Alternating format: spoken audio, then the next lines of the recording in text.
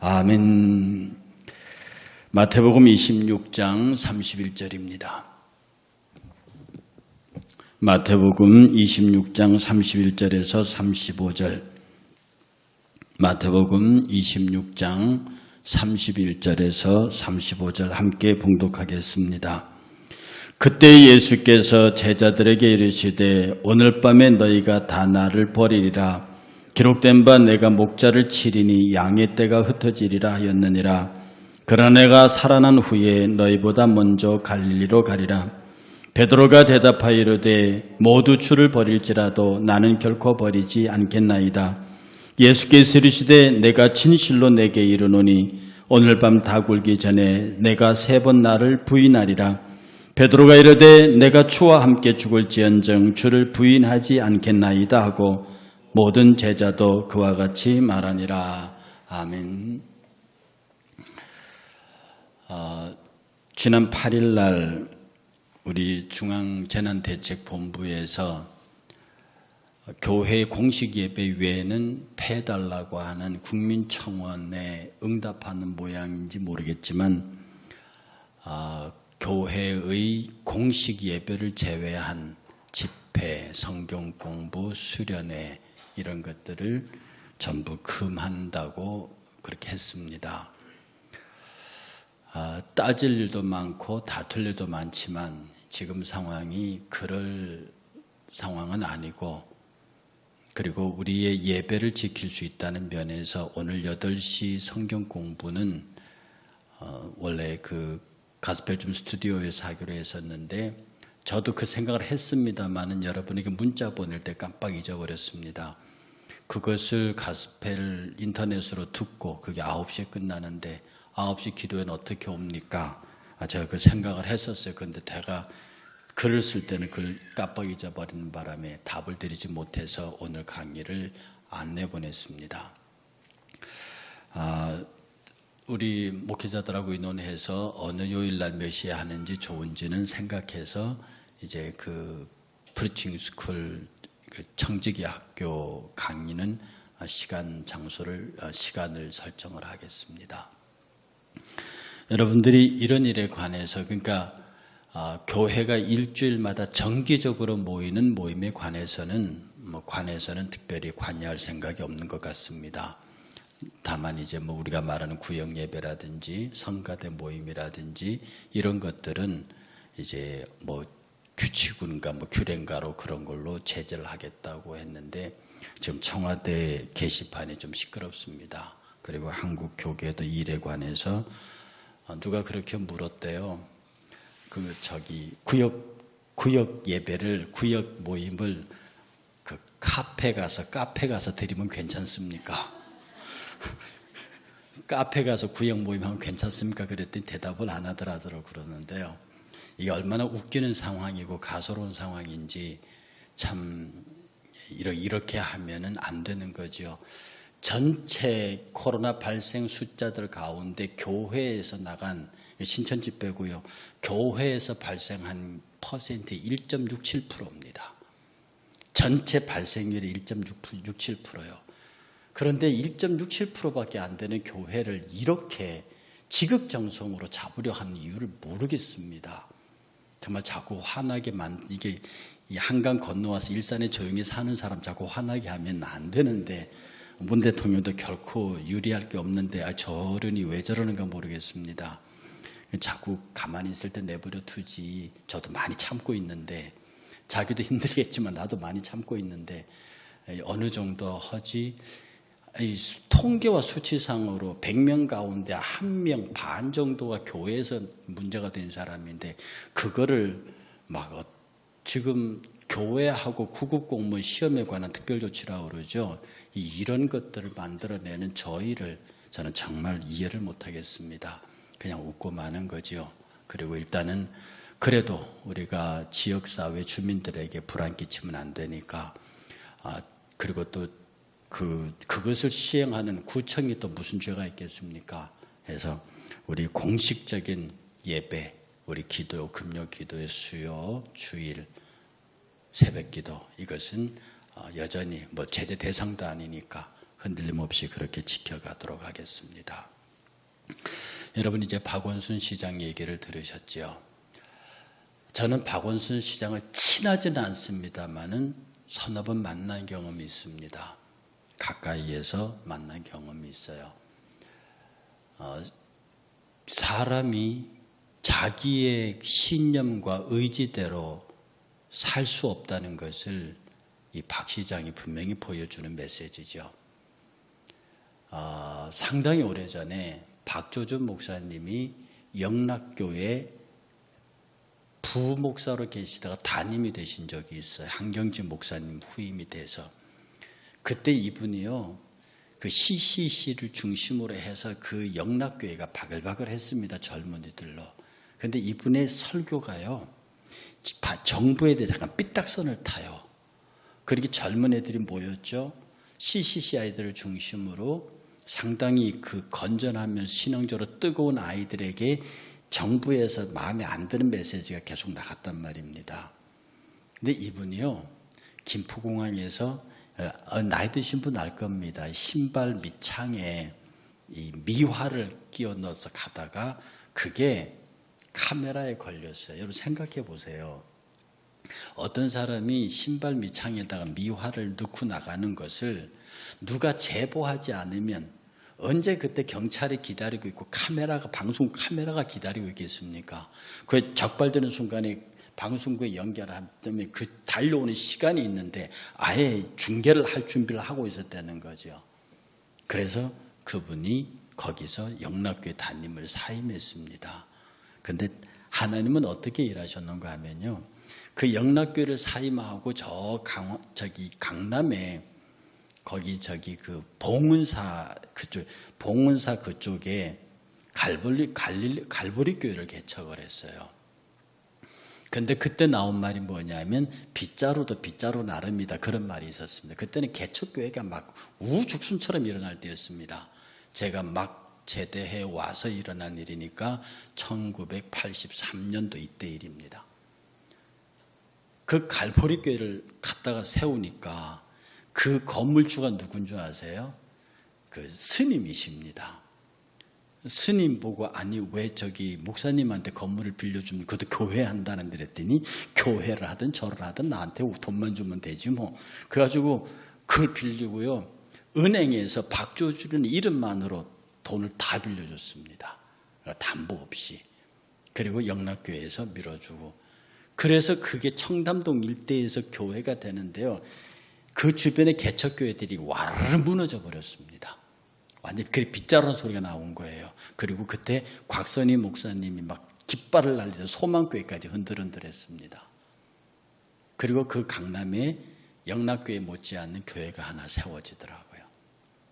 자, 이렇게 보면서 세상은 자기들의 방법으로 교회를 누르고 자기들의 방법으로 교묘하게 교회를 핍박하지만 하나님은 그렇게 하도록 하시는 분이십니다.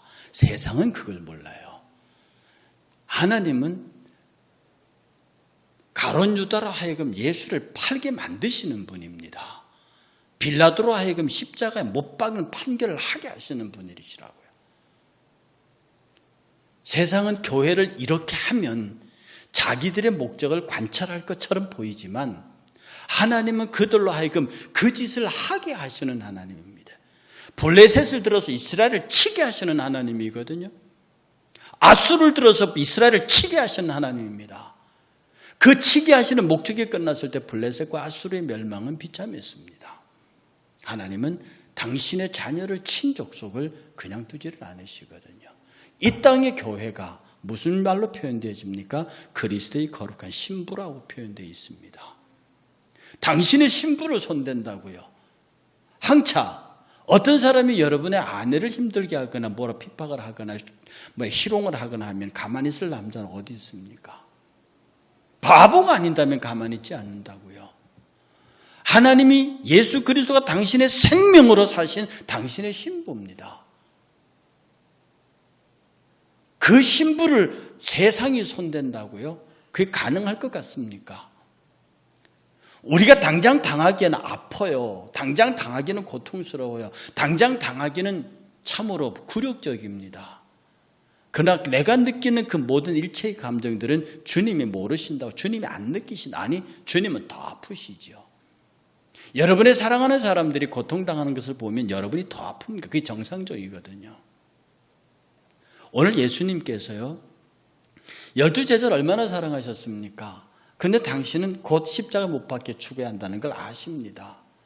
그래서 당신은 예수의 제자의 배신할 거라는 것도 알고 있거든요. 그 예수님께서 이렇게 말씀하십니다. 오늘 밤에 너희가 나를 버릴 것이다. 오늘 밤에 나를 버린대요. 오늘 밤에 빌라도 법정에 오늘 밤에 그 법정에 갈 거라는 얘기란 말입니다. 오늘 밤 너희들이 나를 버릴 거다. 성경에 말하기를 기록된 바 내가 목자를 치리니 양의 떼가 흩어지리라. 이게 어디에 나오는 말씀이냐면 스가랴서에 나오는 말, 스가랴서 13장 7절과 9절에서 나오는데요. 여기에는 예수님이 다 인용하지 않으셨습니다. 목자를 치리 양떼들이 흩어지라 이것만 인용했는데 스가랴서 3장 7절에서 9절에 가보면 무슨 내용이냐면 내가 목자를 치리니 그 양떼가 3분의 2가 흩어지리라. 그래 3분의 1이 남아서 다시 목자의 기쁨이 되리라 하는 것이 스가랴서 3장 13장 7절 9절의 말씀입니다. 이 말씀을 제자들에게 하는 것은 너희가 나를 팔고 나를 버리고 나를 부인하겠지만 결국은 너희들은 다시 돌아와서 내가 너희들에게 분부한 것들을 감당하게 될 것이라 하는 겁니다. 이 메시지가 스가랴의 말씀을 인용하시는 주의 메시지가 그 안에 있는 거예요. 많은 사람들이 이 배신 모티브를 얘기할 적에 베드로가 가룟유다가 배신하고 베드로가 배신하고 제자들이 다 배신해서 떠나간다, 이 메시지에 이 말씀이 맞춰져 있는데 주께서는 스가랴의 말씀을 인용하셨어요. 너희가 나를 팔 것이다. 너희가 나를 배신할 것이다. 너희가 나를 부인할 것이다. 너희가 나를 떠날 것이다. 목자를 치니까 다 떠날 것이다. 이게 끝나는 게 아니에요. 스가랴에는 3분의 2가 흩어질 것이지만 3분의 1이 숨어서 견디다가 나의 영화로운 나를 만들 것이다. 지금 너희들이 이런 절차를 통해서 나를 팔고 버리고 부인하고 갈 것이지만 결국 너희들은 그러니까 갈릴리로 오라고 하는 거예요. 내가 먼저 갈릴리로 갈 것이다. 너희들은 나를 부인하고 나를 버리고 내가 목자가 침을 당해서 너희들이 흩어질 것이나 나는 살아난 후에 갈릴리로 갈 것이다. 그리고 제자를 보고도 갈릴리로 오라 그래요. 왜? 너희들이 나를 배신했지, 너희들이 나를 팔았지, 나를 부인했지.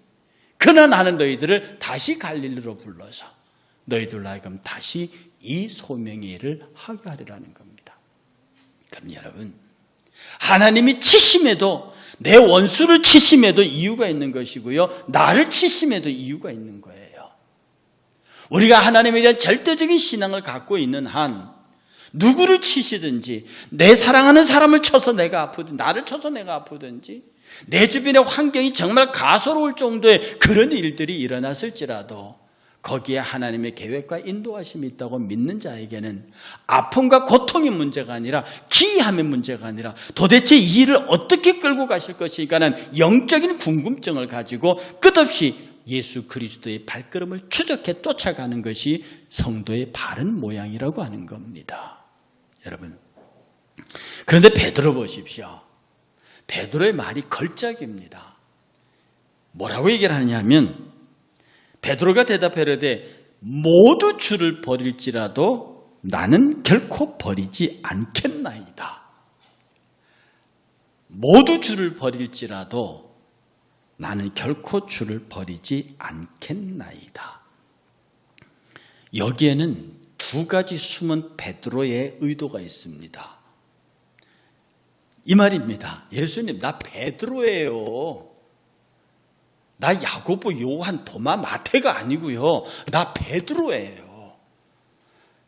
지금 남아있는 11명, 12명, 바로 포함해서 얘들은 다 배신할 수 있을지 모르겠는데 저는 아니에요. 그 대답이 가관입니다. 다 버릴지라도 저는 아니에요. 이 맥락 없는 자신감은 어디서 나옵니까? 베드로가 예수님 앞에서 칭찬받은 것도 많지만 가장 험한 욕을 먹었다고요. 사탄아 내 뒤로 물러가라. 바요나 시몬아 내가 복이 있도다. 내가 이것을 알게 한 것은 네 혈육이 아니라 하늘에 계신 하나님께서다. 내가 너에게 천국 열쇠를 주니 너는 베드로라.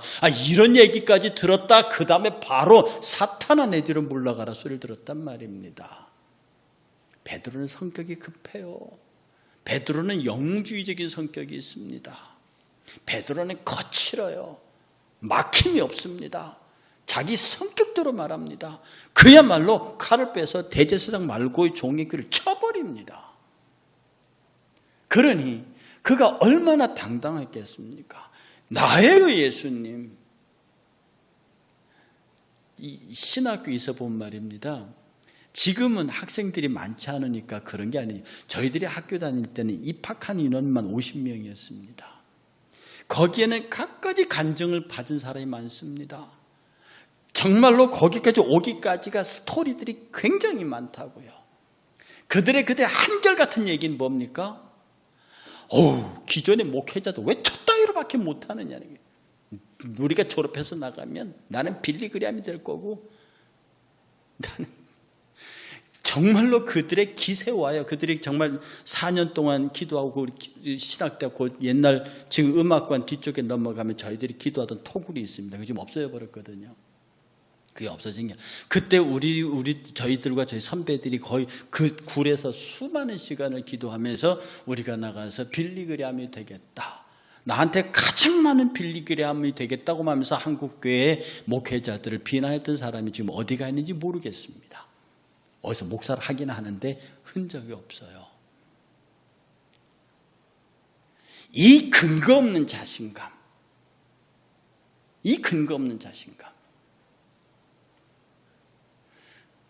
하나님의 말씀을 맡은 자들과 교회를 책임질 자들에게 가장 필요한 것은 나는 무익한 종이오니 주여 나를 떠나소서. 내가 어떻게 이 일을 감당하겠습니까? 라고 하는 게 필요한데 내가 하면 잘할 수 있다고. 왜 그따위밖에 못하느냐고 이렇게 말합니다. 하나님께서 어떻게 그를 바라보실까요? 베드로가요. 나 예수님 나예요. 나 베드로라고요.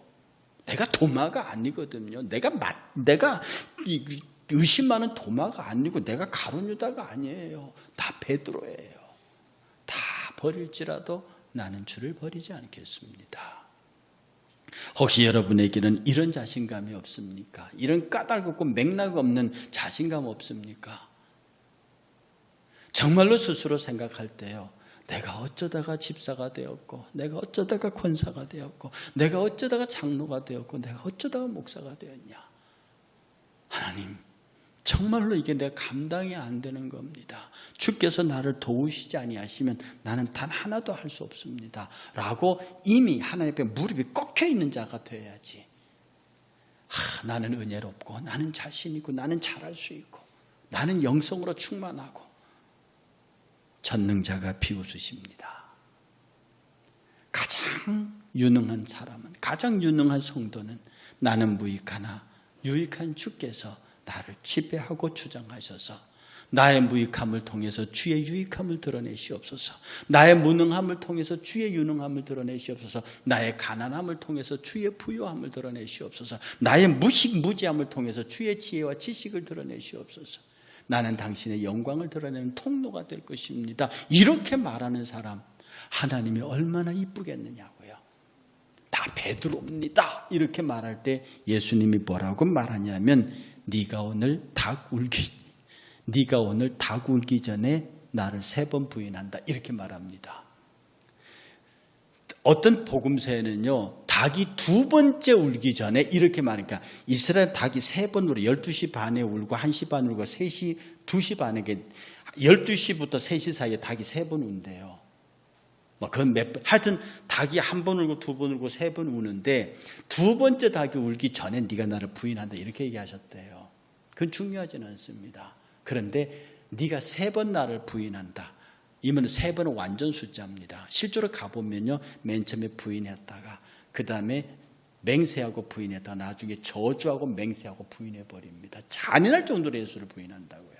네가 완벽하게 나를 부인할 것이다. 저 베드로입니다 하는데 너는 완벽하게 나를 부인한다.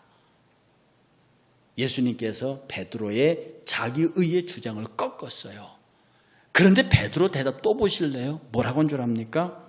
베드로가 이르되 내가 주와 함께 죽을지언정 주를 부인하지 않겠나이다. 그런데 우리나라 성경을 보면 이렇게 되어 있는데요. 헬라 성경에는 가정법을 쓰고 있습니다. 만약에 당신이 죽으신다면 나도 같이 죽겠습니다. 이렇게 말해요. 만약에 당신이 죽는다면 나도 같이 죽겠습니다. 이 말은 뭐예요? 당신 안 죽습니다. 이 말이에요. 여기 있는 제자들 전체가 생각하기를 가룟 유다는 가버려서 11명이 돼야 생각이 예수님이 돌아가시다. 그 말도 안 돼. 예수님이 십자가를 지시다. 그 말도 안 돼. 예수님이 죽는다. 그 말도 안 된다고 생각하는 거예요. 베드로조차도 그 과감한 그 용감한 고백이 그 근거가 뭐냐? 우리 예수는 안 죽는다는 거예요. 우리 예수는 돌아가지 않으신다. 이 헬라의 가정법이 만약에 당신이 죽으신다면 내가 같이 죽겠지만 나는 그럴 경우가 되더라도 부인하지 않겠습니다. 베드로의 일말의 기도 속에는요, 예수께서 저렇게 이야기하셔도 예수는 죽지 않는다. 그러니 미래를 내다보고 있는 예수님은 마음이 아프고요, 미래를 내다보지 못하는 베드로는 무식합니다. 오늘 우리에게서 예수님은 이렇게 말씀하시는데 왜 나는 이렇게 생각할까요? 예수님은 분명히 이렇게 말씀하시고 이렇게 행동하신다고 얘기를 하셨는데 왜 나는 그것이 믿어지지 않고 자꾸 내 방식대로 해석이 갈까요? 거기에는요, 내가 예수님에게 원하는 바가 있기 때문입니다. 내가 예수님에게 가룟유다처럼 아예 딱 박아놓고 내 신념과 내 목표를 이루는 데 있어서 당신은 내게 꼭 필요한 사람입니다. 이런 가룟유다. 그러니까 아예 가버리는 거예요. 쉽게 말해서 정도전, 우리나라 역사의 정도전. 재상총재제, 영의정의, 재상이 모든 국정을 관할하고 왕은 상징적인 존재가 된다. 요새 말하는 소위 말해서 내각제 같은 거예요. 재상총재제의 꿈을 꾸고 이 고려를 뒤집어 엎고 조선을 건국하는데 이성계가 필요한 거죠. 실제로 자기가 왕의 역할을 하고 싶은 거예요. 유교의 도리가 가르치는 치국의 인의 이념을 펴보기 위해서는 불교 나라 고려를 끝장을 내고 새로운 창업을 해야겠는데 그 창업의 간판 스타가 이성계라는 거 아닙니까? 결국 그가 이방원의 손에 죽는 이유도 그겁니다. 왕권이 필요한 이성계에게서, 이방원에게서 재상총재자라니요. 그 갈등 속에서 그는 죽습니다. 자기 의도를 가지고, 자기 목적을 가지고 이성계를 끌어들인 신진 4대부의 조선 건국이었죠. 우리가 우리의 목적을 가지고 예수를 끌어들이면, 우리의 목적을 가지고 예수와 접하면 예수 얘기를 거의 다 듣는 것 같은데, 성경의 말씀을 다 듣는 것 같은데, 그리고 겉으로 드러나는 어떤 표면적인 모습은 굉장히 신앙적인 것 같은데 마지막 단계 딱 들어가면 가정법을 쓰고 있습니다. 그래도 주님은 이렇게 하실 거야. 그래도 주님은 이렇게 하실 거야. 그것이 끝을 비틀어 놓습니다. 그것이 끝을 비틀어 놓는다고요. 그 약간의 비틀어진 틈이 영원한 멸망의 길로 끌어갈 수 있도록 우리를 유혹하게 만드는 그런 장면입니다. 예수께서는 베드로의 마음을 알고 있었습니다. 아마 베드로가 부활하신 예수님을 갈릴리 해변가에 만나서 네가 나를 사랑하느냐 3번 물었을 때에 3번 네가 나를 부인할 것이라고 그때 일을 기억했을 겁니다. 어쩌면 닭이 울면서 밖에 나가서 통곡했던 것보다도 더 민망한 마음으로 내 양을 먹이라, 내 양을 먹이라, 내 양을 먹이라 말씀하시는 그 주님 앞에서 정말로 대성통곡했을지도 모릅니다. 지가 무슨 대답을 하겠습니까? 우리가 신앙의 생활을 하면서요, 정말로 하나님 앞에서 내 자아가 다 무너져 내리고 도대체 이 일을 통해서 무슨 일을 이루시기를 원하십니까? 라고 하는 그것만 집중해 있는 사람은 나라는 존재가 사라집니다. 에고라는 단어가 사라진다고요. 여러분이 수학자의 유명했던 코페르니쿠스가 있습니다. 코페르니쿠스가요 이렇게 유언을 했습니다. 그가 유언하면서 묘비명에다가 나의 유언을 새겨달라고 말했는데 그는 이렇게 말했습니다. 나는 바울이 가진 특권을 구하지 않습니다. 나는 베드로에게 주신 능력도 구하지 않습니다. 다만 십자가의 강도에게 주신 용서를 원할 뿐입니다. 베드로의 그 위대한 업적을 남기는 그 베드로의 특권, 그리고 바울의 특권, 베드로에게 주신 힘 있는 사역, 이런 것들을 내가 원하는 것이 아니라 예수님의 한편 강도처럼 오늘 네가 나와 함께 낙원에 있으리라고 나를 용서하시고 위로하시는 그 주님의 용서가 내게 필요할 뿐입니다. 오늘 성도들은요, 하나님의 용서와 하나님의 위로보다는 능력과 권능과 파워풀한 어떤 것들을 원해요. 그래서 무엇인가 해보려고 하는 그 자아적 욕망이 끝없이 솟아나는 것을 볼 수 있다고요. 우리 하나님은 그러기를 원하지 않습니다. 능력으로 얘기하면 하나님의 능력을 어찌 당합니까? 지혜와 일의 성취를 말한다면 하나님의 하심보다 무엇이 더 잘할 수 있겠습니까? 하나님은 그걸 원하시는 게 아니라는 거죠. 하나님이 물질이 없어서 헌금을 원하시는 것도 아니고요. 사람이 없어서 여러분의 헌신을 원하는 것도 아닙니다. 시간이 없어서 여러분의 시간을 원하시는 게 아니죠. 하나님께서 우리에게 나오시는 것은 우리가 하나님이 정말로 필요합니다. 당신의 도움이 없이는 나는 설 수 없습니다. 라고 고백하는 이가 하나님 앞에 서 있기를 원하는, 그게 하나님 보시기에 가장 강한 자요, 그것이 하나님 보시기에 최고의 성도의 모양이지, 무엇인가 할 수 있는 그런 것을 가지고 서 있는 모습이 하나님이 기다리는 모습이 아니라는 겁니다. 언젠가 말씀드린 기억이 나는데요, 영국의 대부호 그 캐리라고 하는 사람이 있습니다. 이 사람에게는 두 아들 조지와 윌리엄, 이 캐리 대부호의 아들이 두 아들인데 너무 잘났어요. 전부 다 캠브리지 대학 법대를 졸업했습니다. 너무 돈이 많고 대부호인데다 아들까지 잘나고 좋은 대학까지 나오니까 아버지가 대학을 졸업한 두 아들을 불러놓고 조지 큰아들에게 물었습니다. 너 뭐 할 거냐? 예, 제가 아버지 사업을 이어받고 정치할 겁니다. 그래서 그의 말대로 그는 영국의 대부호로서 유력한 정치인으로 성장해서 성공했습니다. 둘째 아들에게 물었습니다. 너는 뭐 할 거니? 그랬더니 그는 이렇게 말했습니다. 저는 인도 선교사가 되어 수많은 영혼을 구하겠습니다. 아버지 입장에서 속 터지는 거죠.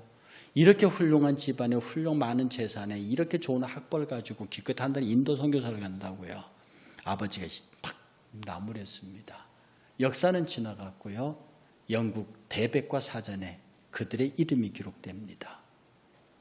동생 윌리엄 캐리에 대해서는 무려 2페이지를 할애해서 그 인도에서 있었던 수많은 선교 사역을 자세히 기록한 반면에 그 형 조지에 관해서는 딱 한 줄 나왔습니다. 그 한 줄의 내용이 뭐냐면 윌리엄 캐리의 형. 딱 한 줄. 윌리엄 캐리의 형.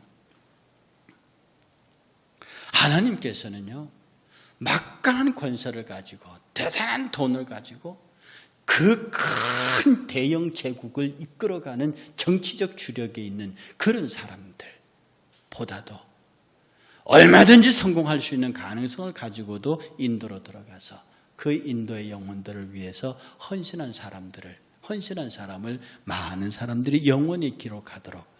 여러분 사실 그렇잖아요. 사람이 돈을 좋아하면서 돈 많은 사람 싫어합니다. 그거 아세요? 돈을 좋아하면서 돈 많은 사람 싫어한다고요. 사람들에게 묘한 반사 심리가 있습니다. 무당을 그렇게 시작하면서 무당을 찾아가요. 점쟁이를 사장 취급 안 하면서 점쟁이 찾아다닌다고요. 그러나 우리에게서는요, 하나님께서 많은 물질을 주신 것을 지극히 감사해야 합니다. 여러분을 건강하게 한 것을 지극히 감사해야 합니다. 여러분의 자녀들이 잘 된 것을 지극히 감사해야 됩니다. 여러분의 일들이 잘 되고 있으면 지극히 감사해야 됩니다. 그럼 그 무슨 일입니까? 하나님이 쓰실 일이 있다는 거예요. 그 쓰실 일이 뭡니까? 그것들이 나의 물질과 나의 건강과 나의 시간과 나의 지위와 나의 명, 일명 내 세상의 성공을 성도들이 해야 하는 이유가 뭐냐면 그것을 통하여 복음 앞에서 무엇인가 할 일이 있기 때문입니다. 이런 것들이 하나님 앞에서 가능한 사람들의 모습은 어떤 경우에도 자기 자신을 드러내지 아니하고 하나님 앞에서 베드로처럼 접니다 이렇게 하지 않고요. 바닥에서 엎드려서 주의 뜻을 이루소서, 주의 뜻을 이루소서. 이렇게 기도하면서 하나님 앞으로 한 걸음 한 걸음 나오는 사람들. 바로 이런 사람들을 통해서 하나님은 위대한 역사를 이루어내시는 겁니다.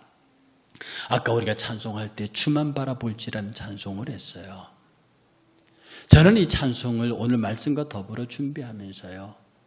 정말로 내가 하나님을 사모하는 자가 돼가지고 베드로처럼 접니다 이게 아니라 하나님 저하고 눈 좀 맞춰줄 수 없습니까? 하나님 저 좀 써주실 수 없습니까? 내 비록 무능하고 못나고 가진 것도 없고 아무것도 못하게 했는데 주님이 나 잡아주시면 제가 할 수 있을 것도 같거든요.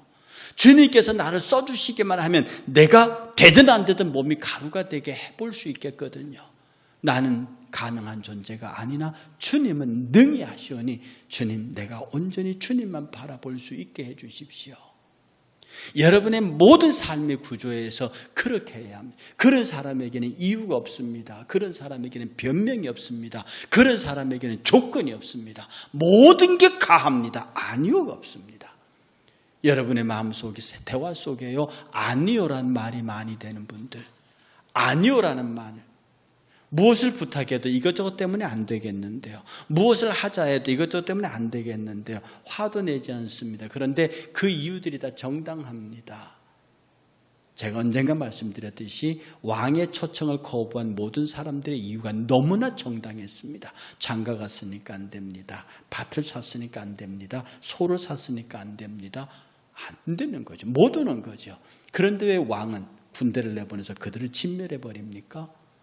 왜 때가 아닌 무화과 나무에게서 무화과 나무가 없다고 그걸 저주해 버립니까? 우리가 무엇을 생각해야 합니까?